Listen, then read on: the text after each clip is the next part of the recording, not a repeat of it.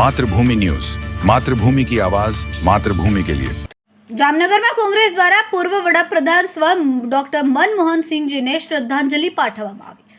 લીમડા લાઇનમાં કોંગ્રેસ કાર્યાલય ખાતે શ્રદ્ધાંજલિનો કાર્યક્રમ યોજાયો હતો. પૂર્વ સાંસદ વિક્રમ માડમ, શહેર કોંગ્રેસ પ્રમુખ, મનપા વિરોધ પક્ષ નેતા ધવલ નંદા અને કોંગ્રેસના કોર્પોરેટર તેમજ કાર્યકરો શ્રદ્ધાંજલિ કાર્યક્રમમાં જોડાયા.